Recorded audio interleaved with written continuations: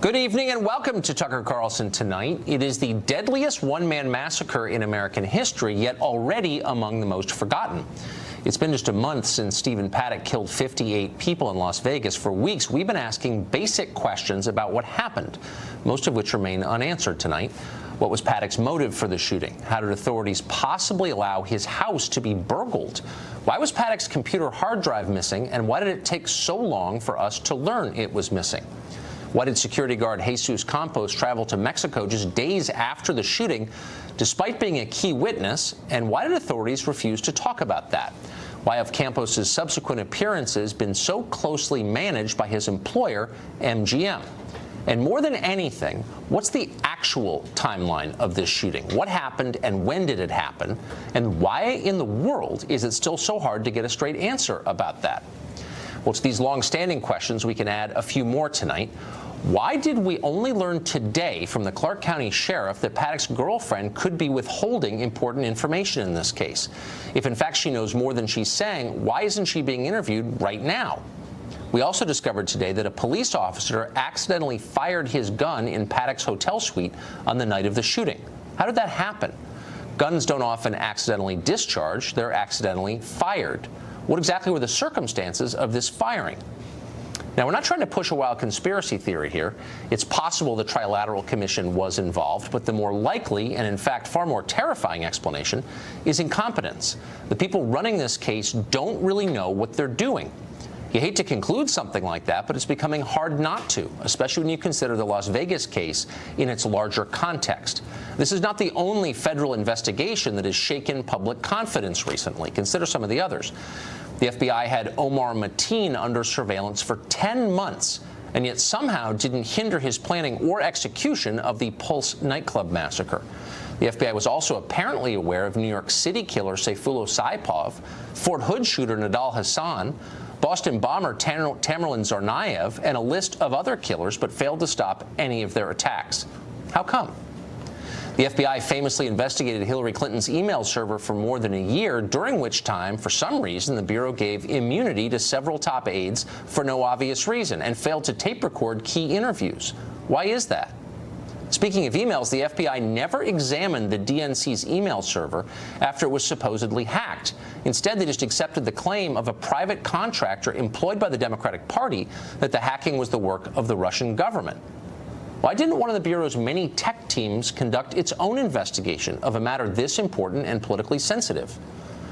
Meanwhile, in case after case, the FBI's supposedly incorruptible white-collar division has leaked sensitive details of current investigations to the press. How does behavior like that restore public confidence in federal law enforcement? It doesn't, of course, and it shouldn't. We have a right to be worried about the FBI. There is no more powerful federal agency in this country. They can read your email, they can root through your bank records, they can break down the front door of your house and arrest you in front of your children. Lying to them is a federal crime. We need to be absolutely certain the FBI is worthy of the power we give them.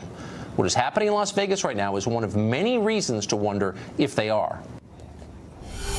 Craig Island is a lawyer representing several of the victims of the Vegas attack, and he joins us tonight. Craig, thanks for coming on. You're, I think, one of the few people who's been to the scene of the crime.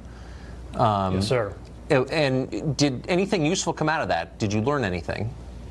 We learned several things. Number one, we do know that the FBI has taken all of the bullet marks and all of the bullet holes and assumed all the bullets. The other thing that was interesting is that all of our clients were telling us that on the night of the shooting that there was nowhere to go. Now, come on, we can see that there's exits in the plans and the maps. And then when you're actually there, you can see that most of the exits were blocked. Many of the exits were behind fences, and there was only really 2 places in which to escape. And that's very concerning, especially when people got hit and killed 10 minutes after the shooting started.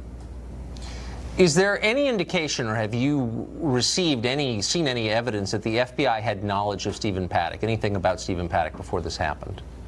Well, not yet, because we don't have anything released from the FBI or other law enforcement agencies about him, really. Why is that? I don't know.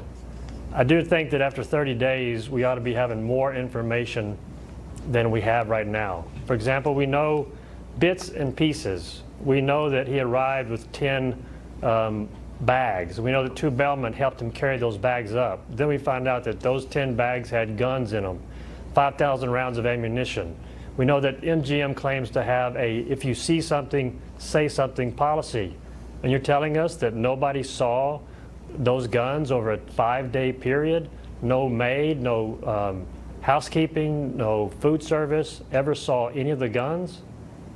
Nobody saw him using power drills in the hallway. Nobody saw him setting up security cameras. These are all things that need to be answered. I know you've asked the same questions, and so are we. Some of them, I hadn't even asked some of those questions. How did he get access to the service elevator if, in fact, he used it? Do you know? We don't know. We've heard 2 separate things. One, that he asked to use it, so they let him. And 2, that since he was a VIP and part of the M-Life program, that he was allowed to have access to the service elevator. Either one, or either way, it's concerning. But more concerning is, how does a bellman haul up 10 bags with heavy, long rifles in them, 5,000 rounds of ammunition?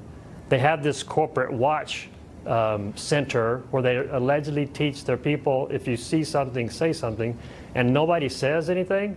And if they did, what happened with that information? I think that 27 high-powered rifles ought to pique somebody's interest, and that's the questions that we want answered. Have you been able to speak to Jesus Campos? No. Neither have you.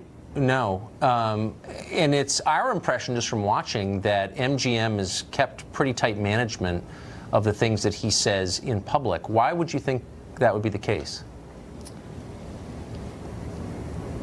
Maybe they're concerned of what he's going to say. Maybe they're concerned he's not going to stick with the MGM story.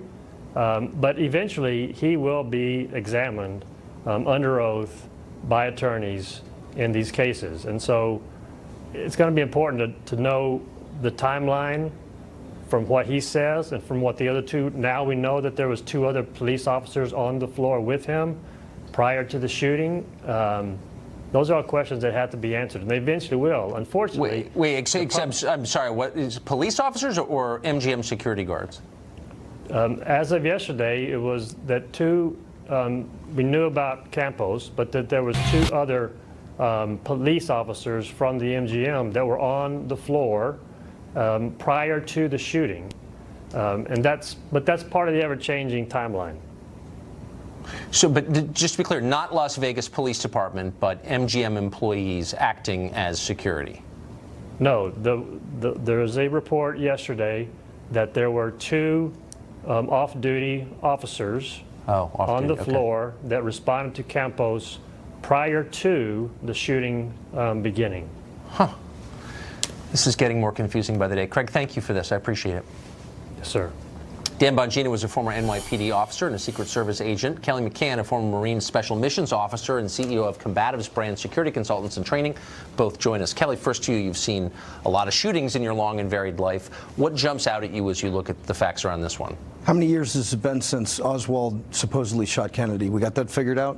Good point. Okay, so I mean, anytime bullets start flying, anytime the fog of war and all that stuff figures in, it's going to be confusing. But there are some things that jump out, and the conspiracy theorists are already doing their work, you know, and wondering why.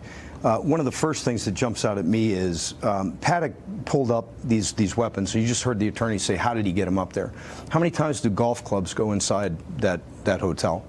And those paid employees that are there are at the bottom of the pay scale. Do you really think they're risking their job to bring suspicion against what was supposedly a whale, a guy that's making a lot of money?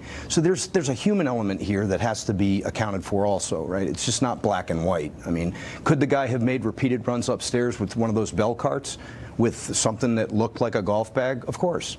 You know, so what seems should be very obvious sometimes isn't. Another thing is there's been a lot of talk about the security cameras, that the security cameras on his floor weren't present. Were they not present because they were never installed, or were they removed? And why were they removed? He couldn't have removed them, because if obviously security personnel saw him in the face doing it, that would have been an issue, right? So that's an issue, okay? I would think that they probably were never installed or were going to be repaired. Dan Bongino, is it since you've worked for both the NYPD and a federal agency, the Secret Service, is it obvious to you watching who's in charge of this investigation, and why isn't there a central narrative coming out? Why isn't one person speaking for the whole investigation? Well, Tucker, based on who's controlling the evidence right now, the FBI, it seems to me to be pretty clear that the Bureau is directing this. But, you know, I liked how you opened with this, and I think you made a really salient point that deserves repeating here. We're at a time in American history where confidence in our federal law enforcement, whether it's the collection of metadata, the failure of the Clinton investigation, the politicizing of our FBI, this is not the time to keep a lid on one of the largest mass murders in American history. If you have information, gosh, you've got to get it out there, Tucker. I mean, how is it at this point? Think about it. We had this absolutely horrifying tragedy up in New York. We've already got the motive, we've got the suspect, and we've got a general idea from 30,000 feet about what happened. How is it in this case we still have no idea about what the motive is, or if they do, they at least haven't told the American people to put them at ease? Remember, we were the victims in this, the American people. It's the right thing to do. I agree completely. Kelly, we learned today that a firearm was discharged accidentally somehow in the hotel room. I think the police described it as an accidental discharge. Do firearms accidentally discharge typically? I mean, the term for firearms trainers is always negligent discharge. Now, you got to put it in perspective, right? It takes big stones to go into a room where you know someone's been firing a high-powered rifle. Yeah. Right? It was a very hurried thing. The normal active shooter response now is to go immediately to the crisis point. There was an explosive breach when they went in. I don't even know that had to be in place. That figures into the timeline, how much time was in there. But it might have happened on a reholstering. Certainly there wasn't any furtive motion in the room that the officer could have alerted on. But people make mistakes. You know, it's easy to be critical after one of these things. For sure. And I think this gets the whole question of, you know, why wouldn't you have conspiracy theories around an investigation when there's no clear source of information? There's no list. Gentlemen, thank you both very much. Not the only attack we're looking at tonight, though. Of course, police are still probing the deadly attack Tuesday night afternoon in Manhattan, where Sayfullo Saipov murdered 8 people while yelling Allahu Akbar. Fox correspondent Geraldo Rivera joins us with the latest on that. Geraldo, good to see you. What do we know? You know, Tucker, if I may comment just briefly on Vegas, I think that if you're 2 big lawsuits were filed last night by a consortium led by the LA Times. They're all suing for body cam, search warrant, all the evidence logs. They are really as impatient as you have been leading this charge to find out what happened. If I may, just very briefly, I think that the person or the entity with the biggest motive to fudge with the timeline would be MGM, would be the Mandalay Bay. Why? I agree. If indeed 6 minutes passed between Campos being shot and then Pollock opening fire on the crowd, that's an intolerable length of time before the 911 was issued, was called. If the smaller that time, the less the negligent liability of the hotel would be. In other words, if Pollock shot Campos and then opened fire on the crowd, very little negligence to the MGM, or it would be more difficult to prove. If the time is 6 minutes, my God, how could they not call for 6 minutes? So MGM has a motive to shorten that timeline. In terms of the well, let me just pause and just note that lawyers should not be in control of any of the information coming out of a case like this. I mean, it's appalling that lawyers have as much influence as they do, I would say. They do, and believe me, Mandalay Bay, MGM, they have the best lawyers in the country on this, and their job is to minimize the tort liability, the civil liability, in the hundreds of millions of dollars. When you think 58 dead people, scores injured, every one of them has either a wrongful death or an infliction of emotional or physical wounds. It's an enormous liability if they are found indeed the Mandalay Bay to be negligent. In terms of of New York and what happened with the mowing down of these poor people, 8 people, 5 of them from Argentina. The big question is why didn't we have a red flag about this guy in the Omar Mosque in Paterson, New Jersey? My first assignment when I came to work at Fox News was to go to New Jersey in the wake of 9/11, go to the mosques, including those in Paterson, and find out why the response of the Muslim community was as muted as it was. Why weren't they as outraged outraged as the rest, allegedly, why weren't they as outraged as the rest of the American community? That was my very first assignment 16 years ago, and we're back there again. Why didn't we know what this guy was planning? Right. What about his family? He lived right next door to the Omar Mosque in Patterson. Why don't we know more about the buildup to this? Is it conceivable that people didn't know or should not have known what he was planning? But this guy is toast. He's not going to Guantanamo Bay. He's going to be tried. He's going to be convicted in the Southern District of New York in Lower Manhattan, just a mile away from his hideous crimes, and he's going to get the death penalty, Tucker. That's the prediction. Geraldo Rivera, thanks a lot for that. Okay, buddy.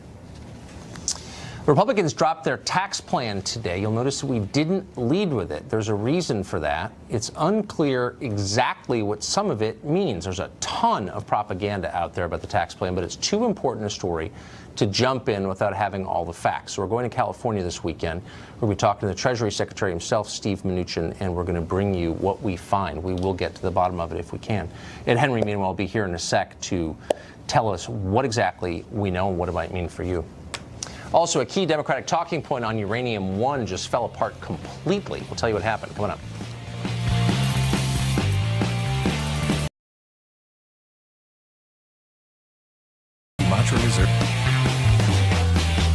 For years, you've heard the Uranium One deal be defended on the grounds that even if it gave Russia control over a huge swath of U.S. uranium deposits, no big deal, it still didn't allow that uranium to be exported from this country.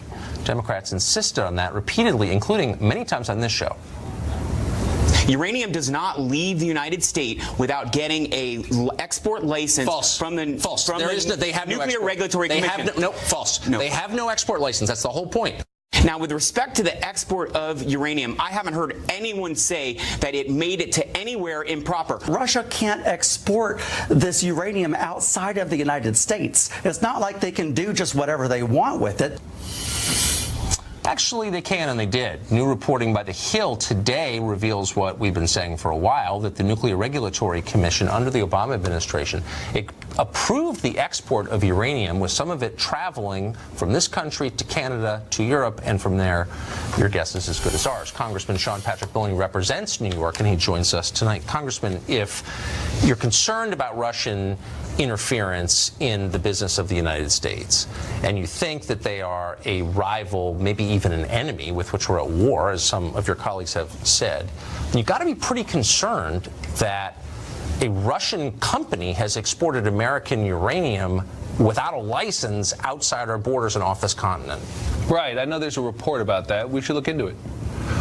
No, it's actually been looked into and confirmed by the New York Times a couple of years ago, and today again by The Hill. No one involved denies it. Right. We should look into it. Well, here's what we know. We know that in 2012, the Nuclear Regulatory Commission, I'm quoting now, authorized an amendment to an export license for a Paducah, Kentucky-based trucking firm that moved this yellow cake uranium, which can be used for a bunch of different purposes, good and bad, to leave the country. Are you concerned about that? Of course I'm concerned about it, and we should look into it. I don't know. If I look into it, why wouldn't you have maybe a criminal probe into this? Why would you allow our main geopolitical rival to move uranium off the continent? Right. Well, I don't think that's what the Hill story said, but I'm agreeing with you that we should look into it. Oh, no, actually, that's exactly what it said. Well, no, I think it said that some may have gone to Europe, and I think you said that we don't know where it went, and that's fair. Let's find out. So I'm concerned. You bet. I'm not sure what your point is. Yeah, my point is that you're not concerned at all. It's obvious how unconcerned you are. I'm sorry, I'm not credible. No, but see, I maybe made the mistake. No, excuse me. Excuse me. I just said I'm concerned and we should investigate it. You're obviously not concerned. If you were concerned, what would you like? You would have known about this story a long time ago, as I did, as anyone who cares about this did. If you were really as worried about Russian interference as you have said repeatedly that you are, then why wouldn't you be on this with both feet, trying to determine who allowed this, why, and where the yellow cake? Right. I'm sorry that you're upset that I'm agreeing with you that we should look into it. I don't know that we can't walk and chew gum at the same time. And in the week when we've had indictments and confessions of guilt relating to Russian influence and money laundering and the rest, and as you pointed out, the influence of foreign lobbying by governments on government officials, I'm not sure it's the only thing we should look at. Okay. But I'm agreeing with you. Here's something that you could do like tonight. and that is demand that your colleagues make public their meetings with foreign lobbyists. There's no requirement to do that now. It's not clear why. Yeah, I'll do you one better. I'd ban it. I don't think there should be any foreign lobbying by governments of members of Congress. It should be illegal. And people shouldn't get paid money by foreign governments to come and lobby members of Congress. I'd ban it, because that's what we have a State Department for. So if members of Congress want to talk to government officials, that's fine. They should. But we shouldn't have lobbyists getting paid for that. Let's ban it. Well, how about that? Let me emphatically agree with you and ask a follow-up question, which is, now that we know that Russian-backed Ukrainian interests paid Paul Manafort a lot of money. He distributed it to a couple lobbying firms, one basically a Republican firm, the other the top Democratic firm in town, in Washington, to go up to the Hill and lobby members. We know that they met with the chairman of the Senate Foreign Relations Committee, Senator Menendez of New Jersey. We can't get a straight answer from his office about how many meetings and with whom he had. Why can't we? Well, you should ask Senator Menendez that. I don't do his schedule. Have you met with any lobbyists representing foreign interests of any kind since you've been in Congress? No. Your colleagues have, and I wonder why I don't have a right to know who they met with and what they talked about. Right, you should, and I'd ban it. So I think you and I agree about this. No, but we don't fully agree. I mean, I agree with you in the banning, and God bless you. But because there's a story here about Russian interference in our government, things that have happened for years, and now that we know some of the details in this indictment, Paul Manafort's indictment, right? Why shouldn't we be able to get to the bottom of it? Congress has exempted itself from these reporting requirements. Well, I'm glad you brought up the Manafort indictment. That might bear some attention too. But the fact is that I am, for the third or fourth time, agreeing with you. I think not only should members disclose those foreign lobbying Well, how can we get them to disclose as a member of the body? I told you I would leapfrog you and ban it. So what I can do is I can introduce legislation. I mean, look, you know it's not going to get banned. Let's start the first step, which is, why don't you call upon the Democratic leader to demand that all Democrats under her leadership release a comprehensive list of the meetings they've had with foreign lobbyists. Right. I'm sure you'd want the Republicans to do that. 100% I would. Right. Well, it wasn't in your question. Well, there were Republicans involved. Hold on. There were Republicans involved in this. I'm not flacking for the Republicans. No, somehow only Democrats made your question. No, that's not. But you're a Democrat. Correct. And one with sway and influence. And I'm one that is here agreeing with you. That seems to trouble you in some way, but I don't know how to do it any more emphatically. Are you? I agree with you. In fact, I believe I went beyond your position of disclosure to banning it outright. No, you didn't actually, because it's one thing to ban it going forward. Would you sponsor legislation requiring sitting members of Congress to disclose all the meetings they've had with foreign lobbyists? Yeah, sure, if it makes you happy. How about, how about if it's good for America? How about, you bet, let's do it. How about we also talk about the indictments that got handed down this week involving the president's campaign manager and his foreign policy advisor? Can we do that too?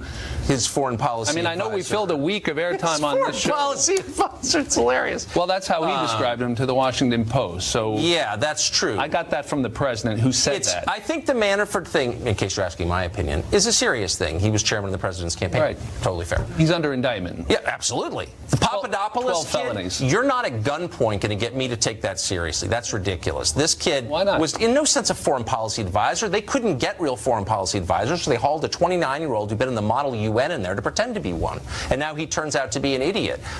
That's bad judgment, I guess, putting him on the advisor list, but you can't convince me that's a real thing, because it's not. Well, I'd be careful about that, because if you hang your hat on how senior he was, you might want to consider for just a moment that the same actions he was engaged in and lied about to federal agents is very similar to the actions that were engaged in by now under indictment Paul Manafort, Donald Trump Jr., and Jared Kushner. I don't know about Kushner. When they met with Russian lawyers for the same purpose, which was to access. You're drawing a connection that's totally idiotic. I mean, there's no connection. Excuse me. What is idiotic? It is not in dispute that the president's son and his son-in-law and Manafort, and we know about Manafort now, met with Russian lawyers who were there expressly to bring.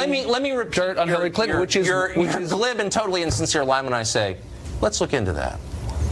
Let's look into that. Well, you've been. It's funny. I'm glad to hear you say that.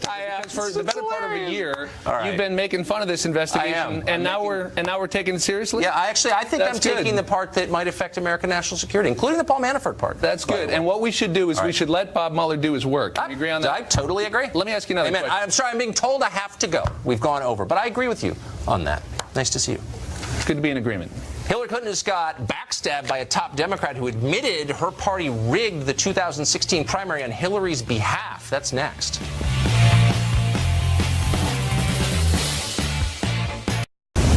Wasn't wasn't that long ago. In fact, just last year, Donna Brazile was a dutiful soldier for the Democratic Party. In fact, she ran it. Now, a year after that party's election defeat, she is sticking a knife in Hillary Clinton. In a piece in Politico today, taken from her forthcoming book, Brazile describes how Clinton engineered a, quote, secret takeover of the Democratic National Committee. Brazile says Clinton's campaign was effectively funded by the DNC, even though it was supposed to preside neutrally, the DNC was, over the Democratic primary race. Tezin Figaro was a staffer for the Bernie campaign. She may have suspected something like this was going on. Now she knows for sure, and we couldn't resist getting her reaction to it. Tezin, great to see you. I remember months ago, a year ago, you said you believed something like this was afoot. How do you feel now that you know you were right? Oh, you better believe what we said it a year ago, repeatedly over and over and over. And folks just like to pretend that we were asking them to believe in Santa Claus, as if we were just completely delusional, when we've said over and over that the system was rigged. And this is, again, it's important to remember, Tucker, that I actually worked on the national campaign, traveled all over the country for 7 years. I wasn't just sitting back on Twitter being a Twitter warrior or a Facebook bandit. These were things that we were actually seeing out in the field that we knew to be true. And so now that the chickens have finally come home to roost, like we're saying around here in Houston, it looks like she's earned history and did something that no other candidate has done through presidential elections. Not only did they give her the money, she gave the DNC the money to buy the cookies. She baked the cookies, bought the cookies, ate the cookies in the cookie jar, and it's pretty clear on who had control of the party. So me, Sanders supporters, and surrogates are all sitting around this evening saying, I told you so. As a lifelong Democrat, how does it make you feel that your party, according to Donna Brazile, rigged a primary election? I mean, it made me feel the same way that I did when I initially joined the campaign.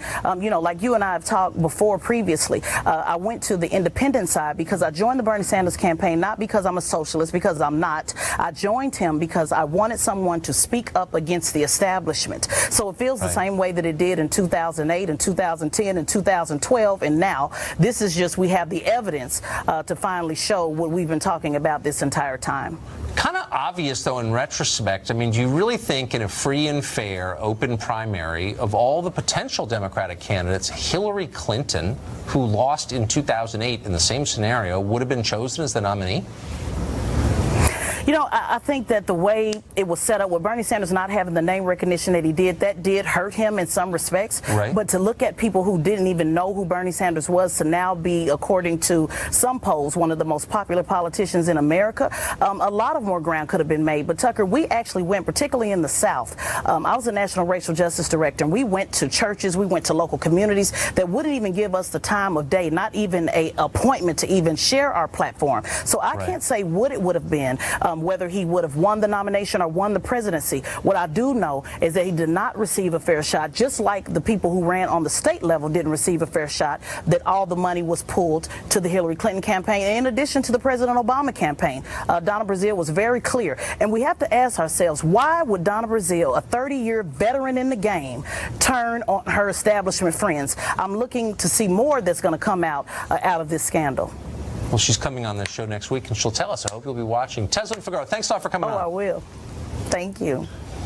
Republicans in Congress have unveiled their plan to overhaul the U.S. tax code. It's complex. Thankfully, we have Chief National Correspondent Ed Henry here to explain it. Tucker, it will be a big, beautiful tax cut. That's what we can report. Okay. The president has said. All right. In all seriousness, the details finally today. $1.5 trillion tax cut. They're going to shrink down 7 tax rates down to 3, 12%, 25%, 35%, and they'll keep the rich at 39.6%. But what's interesting is they're going to cut the corporate tax rate down from 35% to 20%. So Democrats are jumping on this by saying, look, out of the $1.5 trillion in tax cuts, $1 trillion is going to go to businesses. Now, you know, the Republican philosophy, conservatives say, look, that is going to end up helping. They're going to create jobs. It's going to mean increased wages. Democrats are jumping on that and saying, no, it's unfair to the middle class. And they're going further by, you've heard this talking point on Twitter, on one cable show after another. It's a scam, and Democrats have been charging in recent weeks. This is actually going to be a tax increase for the middle class. Today, the Washington Post obliterated that talking point. They did a fact check and gave it 4 Pinocchios. videos. And here's what they said in that article. They basically said, in their haste to condemn the GOP tax plan, Democrats have spread far and wide the false claim that families making less than $86,000 on average will face a hefty tax hike. Actually, it's the opposite. Most families in that income range would get a tax cut. In fact, we've run the numbers, about 97 million families will end up getting a tax cut. So that talking point saying that the middle class is getting a tax increase is completely false. That gives the president a boost. However, he has a very narrow margin in the House. Very few votes to spare to get this passed, and as you know, an even more of an uphill climb in the Senate, because think about, they couldn't repeal and replace Obamacare, right? So you're going to have people like Rand Paul and John McCain and others talking about the deficit, Bob Corker. So this is far from reality, but this talking point that it's going to hurt the middle class really took a blow today. And it could change completely in the Senate. That's why we're speaking to Steve Mnuchin this weekend. Get to the bottom of it. Thank you, Ed. Good to see you, buddy. Appreciate it. Are tech companies censoring politically conservative views? They are, actually, and we'll talk to someone who's experienced it firsthand. Stay tuned.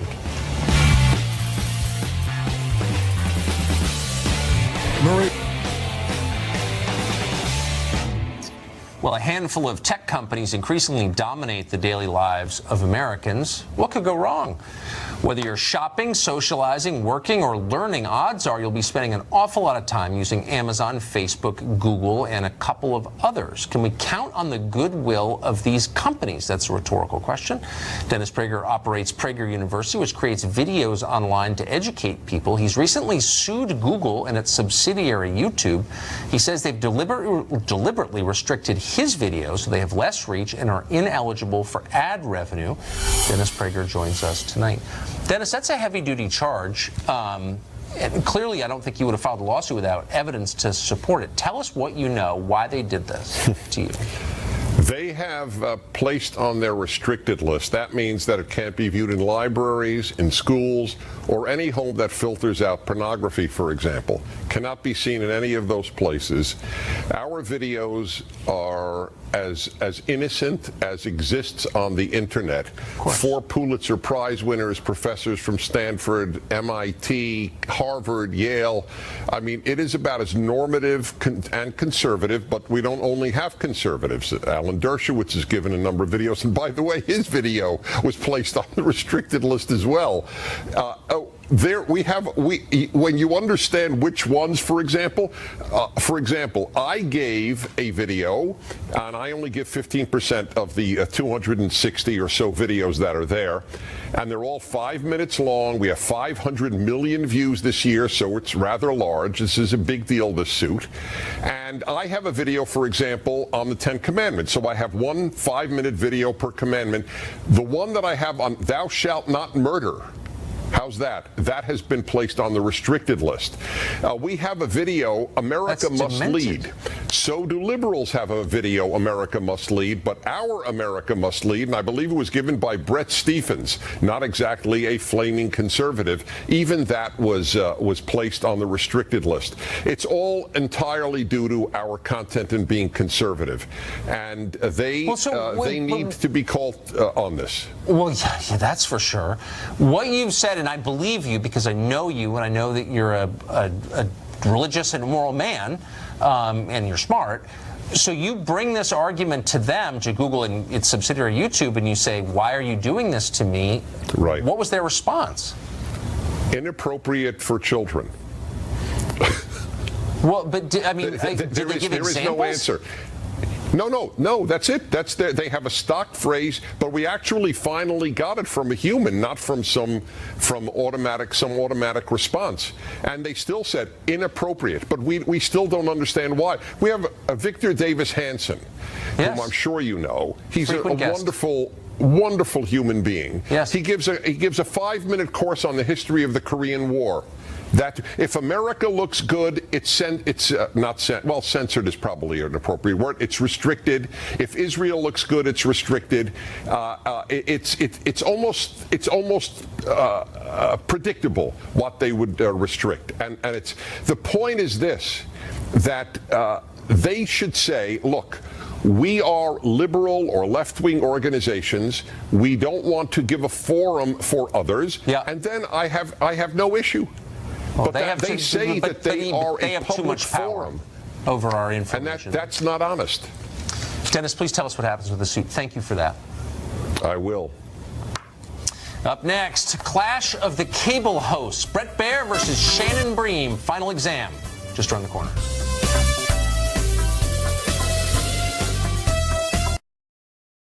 Time now for only Thursday, but already the highlight of the week. Time now for Final Exam, where we see which famous news personality has been paying attention to the news. Tonight we pit the forces of day against the forces of night. Shannon Bream hosts the brand new Fox News at Night at 11 p.m. Eastern. Bret Baier, of course, hosts Special Report every day at 6. They join us both in studio. The first time ever Shannon Bream has been described as a force of darkness. That's not a title that's been used. I try to use my powers for good, not evil. By the way, you're one of the rare people who does. Okay, so here are the rules. You put your hands on the buzzer. I'm going to ask questions. The first one to buzz in gets to answer the question. Each correct answer awards you 1 point. Each incorrect answer, like the SAT, detracts a point. Best of 5 wins. And Shannon already has a W. She does. She already does. I do want to psych you out. Can I just take the temperature of the room? You feeling good about this? A little nervous. I mean, nervous? Listen, I know it's always because we don't know what's coming. Don't be nervous. Everything depends on this. All right. Question 1. Forbes magazine just released its list of the world's most powerful women this year. Which 63-year-old former bartender takes top spot? 63-year-old former bartender. Former bartender. Most powerful? Oh. Bret Baier, ladies and gentlemen. Sheryl Sandberg. Sheryl Sandberg. Is she 63, She's not 63 and a former bartender? To the tape we go. UK's Prime Minister Theresa May taking Clinton's spot as the world's second most powerful woman. German Chancellor Angela Merkel remaining number 1. Sorry, Cheryl. I was about to say, if she doesn't email you after this segment, I won't really be surprised. Brett needs to lean way out. There goes my Facebook. Lean out. There goes his Facebook. Okay, question 2. Question 2 is pretty good. On Sunday night, a former U.S. president threw out the first pitch of the World Series game in Houston, Texas. Who was it? Shannon Bream. Bush 43. Bush 43, as distinct from 41. To the tape we go. 43 taking the field in Houston, where he's greeted by his father, former President George H.W. Bush, who gave him the ball. Such an amazing sight, 2 presidents on the same diamond, and then President Bush winding up and throwing a strike, of course. Have you tested these lights? I mean, has there been like a qualified... My cat-like reflexes. This game, it's fundamentally theological. It tells you whose side God is on. Oh, sorry, guys. The light. The light. All right, question 3. A big-name NFL sponsor is blasting the National Football League over its handling of the anthem protest. The company's CEO says his sales are way down due to the league not punishing players who kneel. Which company is it? Bret Baier. Papa John's. Papa John's Pizza, says Bret Baier to the tape. The NFL and its national anthem protest may have had a strange side effect. According to the Papa John's CEO, it's hurting pizza sales. They say it's because nobody's watching football anymore. Papa John's. I thought you might go Domino's. Yeah. Sheryl Sandberg orders Papa John's. She does. The garlic dipping sauce. Have you had that with Papa John's? I mean, that's... Remember who you're talking to. Yeah, I've had the garlic good stuff. dipping sauce. All right, question 4. On her current book tour, which has lasted over 11 years, Hillary Clinton was asked which Halloween costume she would be. What was her answer? Oh. Hillary Clinton ran for president fairly recently. The book tour's been 11 years. Selling a book. It's been 11 years long. What was her Halloween costume, Shannon? Which would it be? If she were to dress up on Halloween, what would she go as, Hillary Clinton? Oh, Bret Baier. Wonder Woman? Ooh. Wonder Woman is Bret Baier's answer. What did Hillary say? What are you going to do for Halloween? I will maybe come as the president. I think that's Yes. With Hillary Hannity, the sad answer is always the right answer. Oh. So you go to -1. That's yeah, tough. you actually. That's real. See, we're back to that 0. Okay. We're back to the theological underpinnings of this Back to my game. strategizing. Exactly. Kill me. You don't. Final question. Everything hangs on this. Don't feel pressure. The French, people in France this week, are in crisis mode. They're forced to cut back on their croissant intake. Turns out that country has a major shortage of which ingredient? Brett Baer. To go to 0, flour. Flour! Okay, just to sort of describe the stakes here, I think you're at -1. That's true. Right? You could be at -2, or you could be at 0. A lot. Everything hangs to this. Is the answer flour? There's a shortage of butter in France. There's a headline for you. Supermarkets running out. Why? They can't pay for it. Poor weather, not enough cow feed. Did you know France is the #1 consumer of butter on this planet? 18 pounds of it consumed per person in France every year. Cholesterol. It sounds so much more official when Stewart says it. The deeper question, though, at 18 pounds per person per year, why are they so thin? They walk everywhere. Right. Atkins is real. I think that's it. Is. It might be. Shannon Bream for the second week in a row. That is. That is it. And you win again. So who was the first? Brian Kilmeade went down? Yeah, Brian Kilmeade went down. Yeah. Here's the thing. Like the goose calling championship every year, you may know this. I don't know. You do it 3 times in a row and you're out. You're eliminated. So I take down one more person. In a row, then you were the all-time I can't ever come back. The moral champion for sure. Thank you both. That was awesome. Congratulations. Thank you. That's it for this week's Final Exam. Pay attention to the news over the week. As if you were a news anchor, you can play along for another edition next Thursday. We'll be right back. So just a minute ago, Twitter admitted that an employee today accidentally deleted the president's Twitter account. Accidentally. Oh, the page is back. And we will be too tomorrow night from the West Coast. Handing it over now to Sean Hannity. See you tomorrow.